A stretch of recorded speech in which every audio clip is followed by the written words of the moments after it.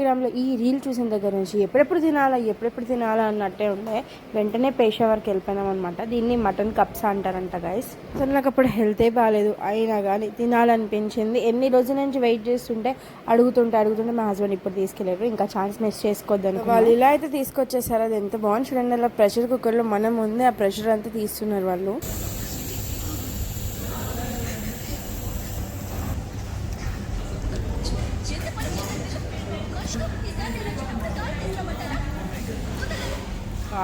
చూసారా గైస్ ఎంత ఎమ్మిగా ఉండేనో. నాకైతే ఎప్పుడెప్పుడు నాకు ప్లేట్లు వేసారని తినేయాలా అన్నట్టు కూర్చొని ఉన్నా.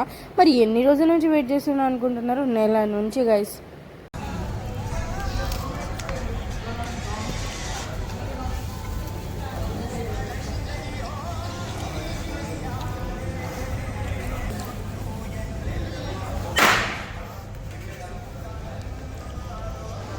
చూసారా ఈ ప్రాసెస్ చూస్తే మీకు కూడా నేను అనిపించింది కదా.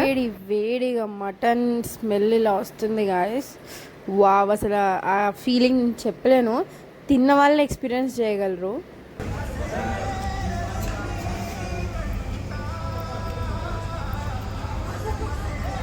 ఇక ఫైనల్లీ మన ప్లేట్లో కూడా వేసేసి అందరికీ సర్వ్ చేస్తున్నారు. అక్కడ ఎంత కలర్ఫుల్ ఉంది చూడండి.